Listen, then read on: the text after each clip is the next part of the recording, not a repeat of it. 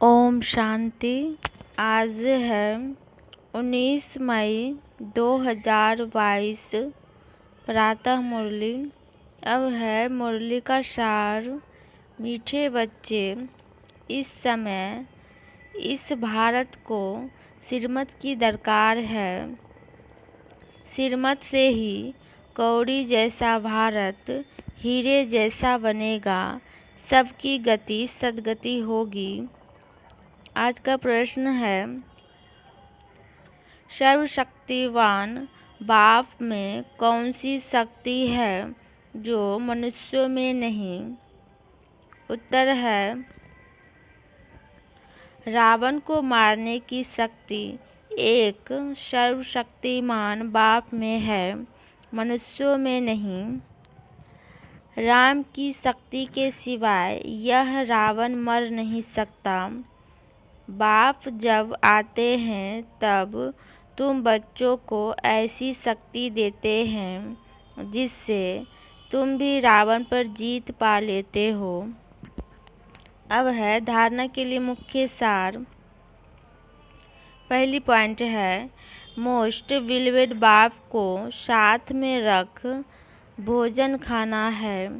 एक बाप से ही बुद्धि योग जोड़ना है।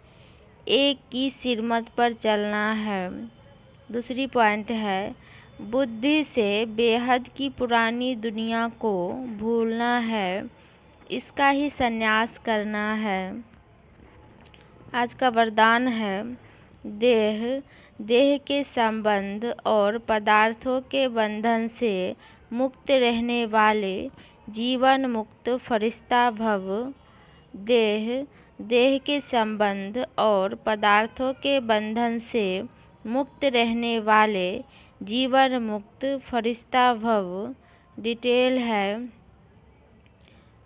फरिश्ता अर्थात पुरानी दुनिया और पुरानी देह से लगाव का रिश्ता नहीं। देह से आत्मा का रिश्ता तो है, लेकिन लगाव का संबंध नहीं। कर्मेंद्रियों से कर्म के संबंध में आना अलग बात है, लेकिन कर्म बंधन में नहीं आना। फरिश्ता अर्थात कर्म करते भी कर्म के बंधन से मुक्त, न देह का बंधन, न देह के संबंध का बंधन, न देह के पदार्थों का बंधन। ऐसे बंधन मुक्त रहने वाले ही जीवन मुक्त फरिश्ता हैं। आज का स्लोगन है, स्थूल संपत्ति से भी अधिक मूल्यवान है रूहानी स्नेह की संपत्ति। अब है मातेश्वरी जी के अनमोल महावाक्य। बदनसीबी और खुश नसीबी, अब इन दोनों शब्दों का मदार किस पर चलता है? यह तो हम जानते हैं कि खुश नसीब बनाने वाला परमात्मा है, तो बदनसीब बनाने वाला खुद ही मनुष्य है। जब मनुष्य सर्वदा सुखी हैं तो उन्हों की अच्छी किस्मत कहते हैं, और जब मनुष्य अपने को दुखी समझते हैं तो वो अपने को बदनसीब समझते हैं। हम ऐसे नहीं कहेंगे कि बदनसीबी व खुशनसीबी कोई परमात्मा द्वारा मिलती है।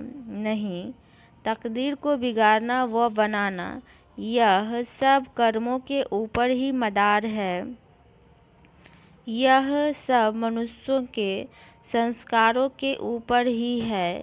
फिर जैसे पाप और पुण्य का संस्कार भरता है, वैसे तकदीर बनती है।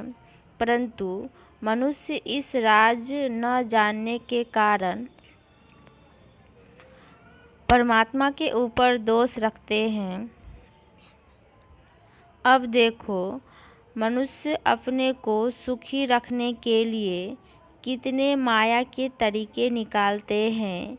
फिर उस ही माया से कोई अपने को सुखी समझते हैं और कोई फिर उस ही माया का संन्यास कर माया को छोड़ने से अपने को सुखी समझते हैं। मतलब तो कई प्रकार के प्रयत्न करते हैं, परंतु इतने तरीके करते भी रिजल्ट दुख के तरफ जा रही है। जब सृष्टि पर भारी दुख होता है तब उसी समय स्वयं परमात्मा आए, गुप्त रूप में अपने ईश्वरीय योग पावर से दैवी सृष्टि की स्थापना कराए सभी मनुष्य आत्माओं को खुशकिस्मत बनाते हैं। दूसरी पॉइंट है, मनुष्य गाते हैं, तुम मात पिता हम बालक तेरे, तुम्हारी कृपा से सुख घनेरे। अब यह महिमा किसके लिए गाई हुई है? अवश्य परमात्मा के लिए गायन है, क्योंकि परमात्मा खुद माता पिता रूप में आए इस सृष्टि को अपार सुख देता है। परमात्मा ने जरूर कभी तो सुख की सृष्टि बनाई है, तभी तो उनको माता पिता कहकर बुलाते हैं। परंतु मनुष्यों को यह पता ही नहीं कि सुख क्या चीज़ है।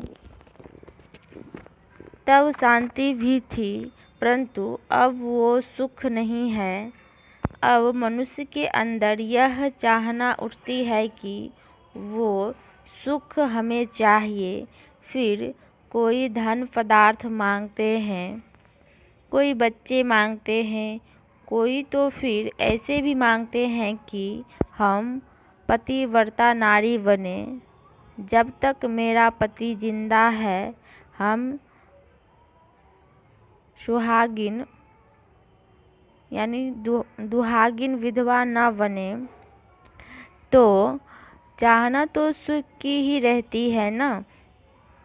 तो परमात्मा भी कोई समय उन्हों की आस अवश्य पूर्ण करेंगे। सतयुग के समय जब सृष्टि पर स्वर्ग है तो वहाँ सदा सुख है। जहाँ स्त्री कभी दुहागिन नहीं बनती तो वो आस सतयुग में पूर्ण होती है, जहाँ अपार सुख है। बाकी तो इस समय है ही कलयुग। इस समय तो मनुष्य दुख ही दुख भोगते हैं। दुखी मनुष्य फिर कह देते हैं कि प्रभु का भाना मीठा करके भोगना है, परंतु वह कभी किसको दुख नहीं दे सकते। वह हमारे सारे कर्मों का खाता चुकता कराते हैं। तभी हम कहते हैं, तुम मात पिता हम बालक तेरे। अच्छा, ओम शांति, ओम शांति, ओम शांति।